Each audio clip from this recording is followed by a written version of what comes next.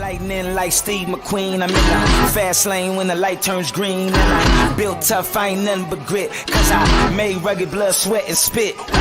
Yeah, like a horse I fly. Better push yourself in for a bumpy ride. I like to play hard, but I work harder. And I weather the storm cause I'm built stronger.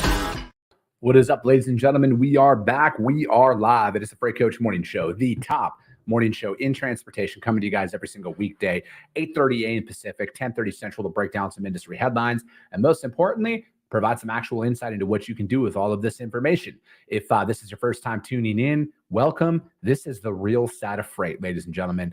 What do I mean by that? I mean, I only speak to transportation professionals on this show, as well as my twice a week long form podcast, you guys. At the end of the day, I only talk to the right people who have done what you're looking to do, or who are currently doing what you're trying to achieve, to put that information out there that you can apply, utilize, and see a meaningful difference in your business and your life. It's one of the many reasons why I proudly fly this American flag out here, is because A, we're the greatest nation on earth, but B, I'm living my American dream, and I want to help each and every one of you live yours as well. Got a solo show today. We're going to break down a couple of articles out here, and yeah, we'll probably have some guests here coming up a little bit later. And let me see here. It looks like I lost connection over on LinkedIn. Uh-oh. All right, don't worry. Let me see here. Let me see if I can get this reconnected while we're going live. And this is the beauty of being a startup, you guys, is you have to deal with this stuff in real time. And we're going to try and get this done here. Let me see here. I'm literally trying to get this done while we're live here, and let them know that it's me. And let's see here. And we are good. Allow. Look at that. I think we just reconnected it. All right. There we go. I think if you're on LinkedIn and you're watching this right now, can you say that we're good to go on there? If you could just drop that in the comments. It looks like we're up there, but I'm not sure if this is continued. But anyways, fuck it. We're going to get into today's show. You guys, at the end of the day, you just got to roll with things. Before we go any further, as always, you guys, I got to give a shout out to my friends over at VHub. You guys, vhubapp.com. Whether you're a broker, carrier, or a shipper, we all need access to trailers at some point in time. And the best part about what we have is you get paid to move these trailers, you guys. So what we're working on here is they got trailers out in Stoughton, Wisconsin, needing to get over to Milton, Ontario, and you get $350 US per trailer to move these, you guys. So they got 140 trailers over there, and you can get creative, you guys. You guys can offer a drop trailer capacity, or you can start offering power only services and stuff out there, knowing that you have access to trailers as a broker or a small carrier to handle that overflow freight.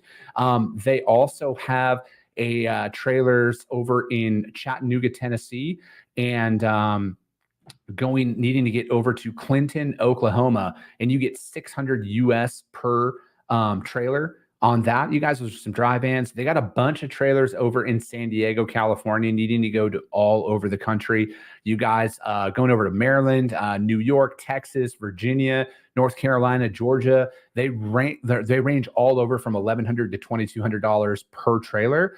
And then finally, they have Paragould, Arkansas, going up to Mississauga, Ontario, you guys, and you get 736 US per trailer on that. So hit them up, you guys, vhubapp.com. My friends, Stacy Steen, Zach Lonergan, they'll be in the audience. Just do me a favor. Let them know that the Freight Coach sent you. All right, you guys, let's see here. Tracy St. Clair, she's watching over on YouTube. Good morning to you. Catherine D, good morning. She's watching over on YouTube as well. And yeah, again, YouTube, from everything that I hear, and that has been brought to my attention, the stream is exponentially better than anywhere else, you guys. So if you're looking for that, jump over to YouTube, jump over there under the Freight Coach channel, and yeah, we'll get better. Let's see, I got a text right here. I'm watching you live. All right, perfect. Let me see here. Sorry, guys. Let me see here. All right, we are good. It says that the LinkedIn thing got restored. If you're watching it over on there, we are good to go. See, you guys, real-time shit, man. You just got to figure some stuff out right in the middle of how things happen, and it's never going to happen when you want it to. It just happens, and you got to come up with a solution. Kind of like freight sales, right? That opportunity that you want is not going to come across. It's not going to be perfect, but what are you going to do in those moments? This business that we all want is earned one truckload at a time. Let me see here. And, that's one thing in dealing with a lot of the realities of like where the market is. And my friend Dan Hellman, he threw up a post this morning, and me and him, he was on my podcast recently, and we talked about this in depth about the amount of missed opportunities and what that could lead to, right? Because I think like the fatigue of things is inevitable, right? That's one thing that a lot of people don't talk about is the fatigue of, you're bidding and you're bidding and you're bidding and you're not winning anything. Or, you look at an opportunity as might not be worth your time. And I want you guys to really look at this. And this is coming from somebody who's out there building everything again. Like, and I brought this up on the show is it's like, I'm rebuilding from absolute scratch. It didn't matter that I had, people that I had worked with in the past. I'm having to work just as hard as everybody out there to get new shippers onboarded. And, I always look at it like this, because if I always try and challenge myself and be like, what if I was the transportation manager, right? And I just had this sales rep out there fucking working me for 6-7 months to get onboarded.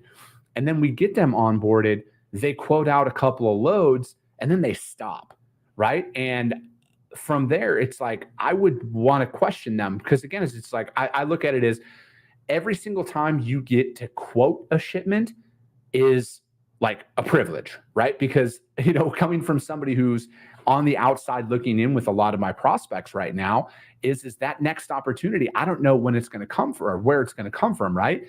So it's like when you have those loads, and then if you out there, you did all of that work to get onboarded, and then you quote a couple of loads out and then you stop, if I was a transportation manager, if there was a non-response from a provider over an extended period of time, I would, one of two things. I would reach out and be like, hey, are you going to quote on anything anymore? Or I'm going to remove you, or I would just remove you entirely from it. And again, like that's a very real possibility. And your prospects and your customers, they don't have to fucking justify any of that stuff, right? So it's like, I think that we have this false sense of when you're set up with somebody that like you're just entitled to bid on everything. And that's just not the case, because it's like there are people out there who are ready to eat your lunch, you guys. And like my organization, we're one of them. And I'm not the only one out there, you guys. I'm not the only one out there who is just fucking salivating at getting that next opportunity, because my mindset is I'm one phone call, I'm one point of contact away from changing my life every single day. That's how I reset my mind every single day when I come in and try and work for this stuff. Because, frankly, you guys, it's really hard. It's really hard to get in the door with somebody, to have the opportunity to get them to pay you money to do this. And then for you to just not work that opportunity because you just feel like it's not worth your time, or you just look at it as, it's like, we're just not going to make any money on it. That's a losing strategy, you guys. It's a very me strategy. And again, nobody complains when they're making a ton of money on freight. There's zero complaints in the industry. I think these last couple of years have proven that. So if you're out there and, but again, as always, you guys, the best part about this is you can change today. If you're in that position where it's like, shit, you know what, maybe I'm not quoting everything that I think, or my team isn't quoting everything that I think that they should be quoting, there's an opportunity to change in it. Because trust me, you guys, right now, there's people out there that are literally talking to every single one of your customers that you're working with. There's people in their ears every second of every day right now, waiting for you to not work on an opportunity. So keep that in mind, right? Keep that in mind, that there's somebody out there who is willing to do whatever it takes to move that freight and take that market share away from you. And that's just like that's their mentality. That's my mentality. That's a lot of people that I know's mentality. And, again, best thing about it is if you're in that position right now, is you can change that, and you can legitimately do everything in your power to keep that market share and to keep those opportunities coming so it doesn't go out to your competition. So, all right. Sorry about that. We are going to break down some articles now. And as always, you guys, all the links to all of these articles that I break down will be uploaded onto the Freight Coach YouTube channel, as well as the Coffee with the Freight Coach audio only replay of this, which is going to be up on iTunes and Spotify here almost immediately after the show. And let me see here. Let's go with first article. This is a big one. Like this one is talked about. It's going to be talked about. It's been talked about, and it's going to be very prevalent here for a little bit. And this is from ttnews.com. This article is titled "The FMCSA Issues Guidance on Brokerage and Dispatch Service Terms, Definitions of Broker and Bonafide Agents largely unchanged." The FMCSA has issued final regulatory guidance on its definition of a broker and bona fide agents, including guidance on the roles and activities of entities referred to as dispatch services for motor vehicle transportation. While the agency noted it is clarifying some regulatory areas, it said the actual definition of a broker and a bona fide agent largely remain unchanged from existing regulations. The final guidance updates the agency's November 2022 interim guidance in response to public comments that they reviewed. The review of these definitions was mandated in the Infrastructure Investment and Jobs Act passed into law in November of 21. That mandate directed FMCSA to clarify definitions of broker and bona fide agents to take into consideration the extent of which technology has changed the nature of freight brokerage. In the final guidance, the FMCSA determined that the definition of a broker in its current federal regulations is adequate. And then handling money exchanged between shippers and motor carriers is one factor. Let me see here. I strongly suggest the need for broker authority, but it's not essential. Gosh dang it. I'm having all sorts of stuff. But it's not essential requirement in form to be considered of a broker. The agency said in its June 15th Federal Register, the agency in the guidance said a bona fide agent may either be an employee of a motor carrier or a contractor, but must perform its duties as specified in pre-existing agreements between the parties. While the FMCSA has determined that the definition of a bona fide agent is adequate, that it clarifies the term allocating traffic, which appears in the definition means any exercises of discretion on an agent's part when assigning a load to a motor carrier. If an entity representing more than one carrier exercises such discretion, it would not mean the definition of a bona fide agent.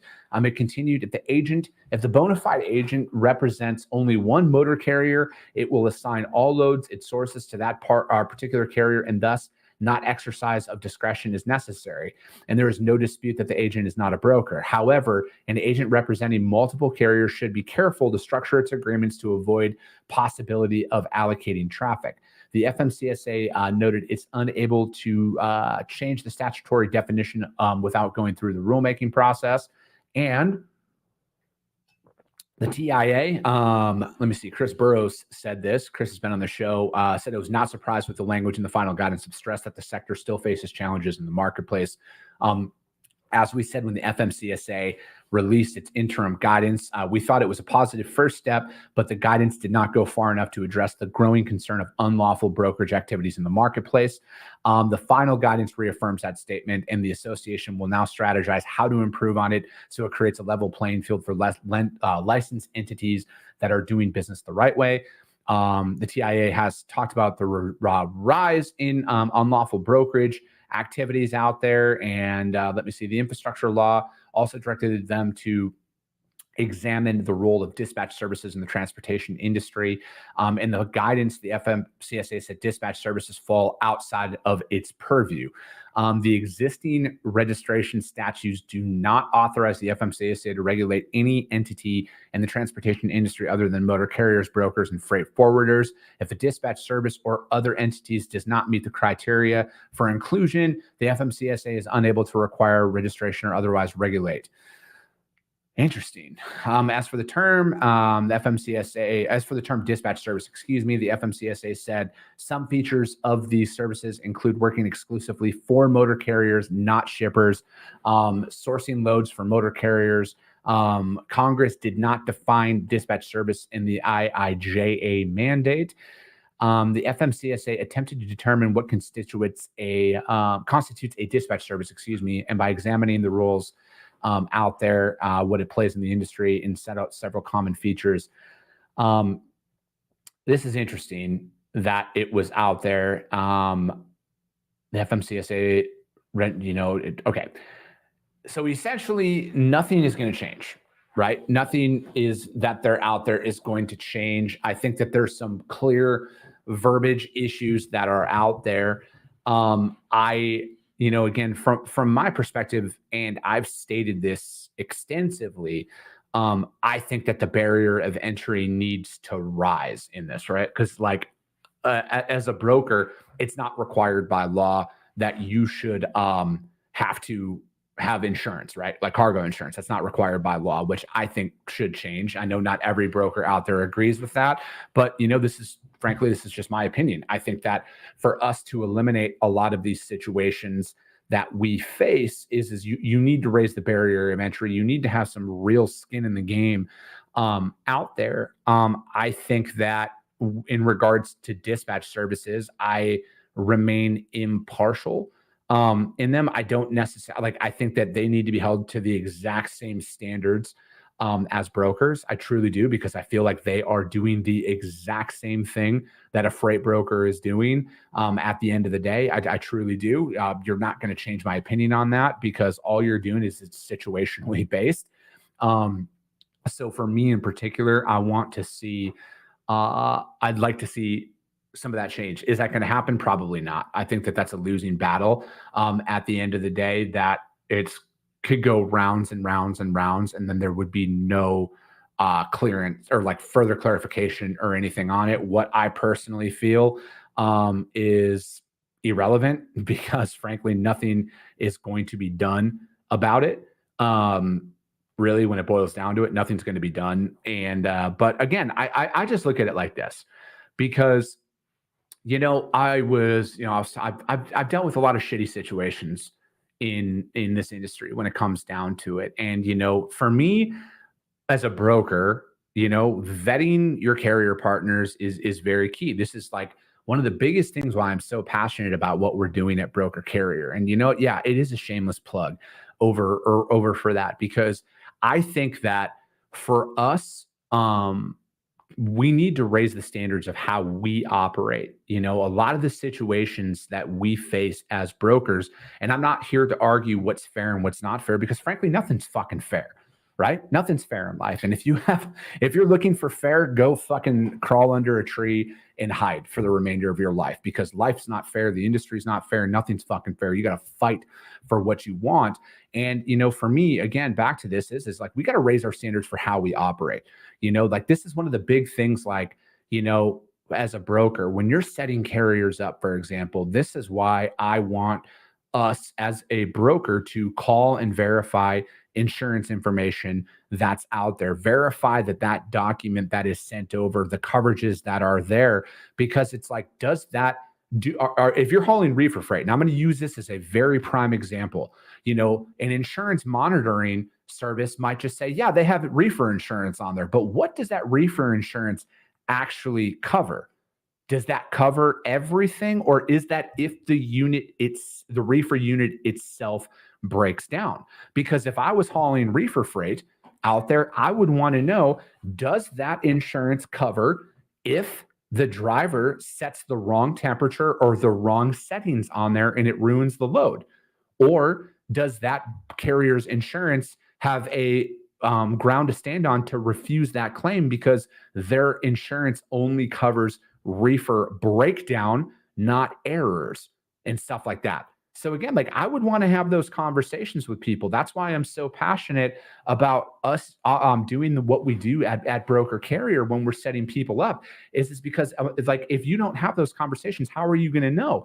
And with the FMCSA putting this stuff out there, at the end of the day, you guys, my whole thing is you got to raise your standards for how you're operating, right? I can't control what the FMCSA is going to do. Dispatch services are what they are. They're going to be a part of it. The FMCSA is not going to do anything about it. But what are you going to do to improve your organization? What are you going to do to set higher standards for yourself to where you don't have to deal with a lot of this shit, right? Because a lot of the stuff that we talk about, there's technology in place today that can severely minimize a lot of the issues the hot button issues, the double brokering and, dispatch services, yada, yada, yada, all that shit. There's a lot of technology out there that can help us minimize our exposure to it. You can't eliminate fraud. No matter what fucking anybody says, fraud's always going to be a part of it. But you can minimize it, right?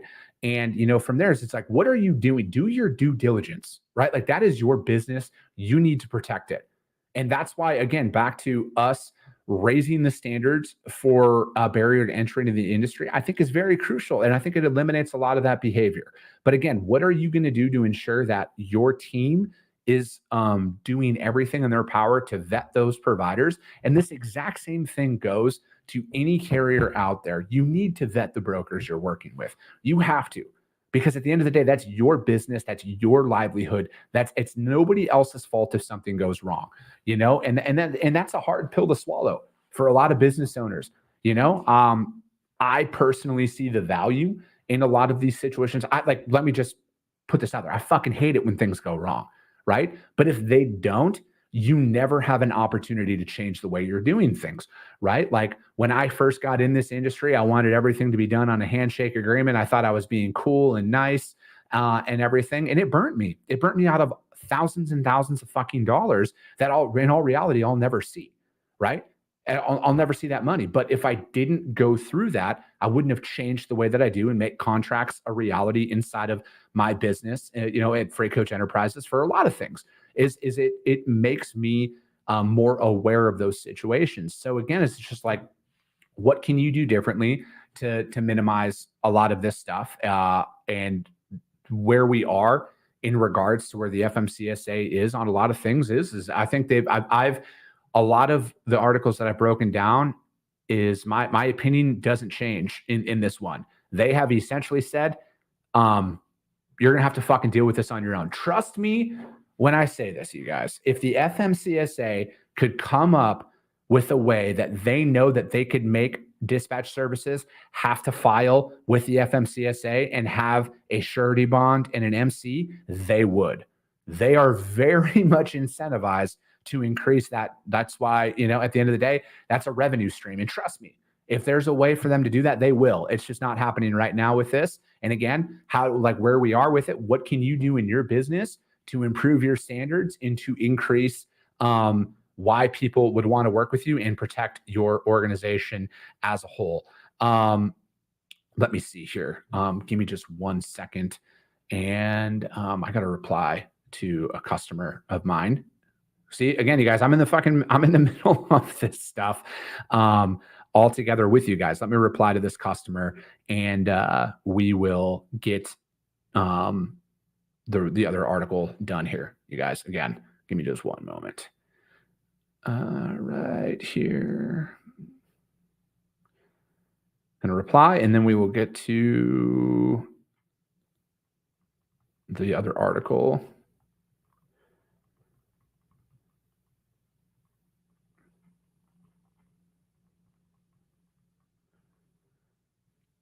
All right. So you guys, it's all about that response time. Like I told you how we started off the show. I'm out here in the trenches with you guys, and that just proves it, right? At the end of the day, I'm going to have to reply to my customers while I'm on the show. This is a live stream. You guys, I'm trying to figure this shit out just like every single one of you. And again, I'm just trying to bring the reality of what we all go through every single day. I'm no different than every single one of you. I'm out here just trying to figure it out. That article, though, that we did break down, again, this is a good article. Read up on this. Brokers, dispatch services, all of you. It's good information. ttnews.com, FMCSA issues guidance on brokerage and dispatch service terms. Now, this other article is also from TT News, which I love to see. Fewer truck drivers looking to switch careers. The number of truck drivers looking to jump to a different carrier has been decreasing since last year, but that hasn't stopped recruiters from pursuing them, according to recent carriers. Fewer drivers looking to switch carriers. The spring 2023 driver survey found that just 33.8% of truck drivers were actively looking for a new job versus 67% who were not. That compared with 37.4% who were actively looking at the same time last year and 40% in the fall survey that were out there. Let me see here. Conversion Interactive Data Agency.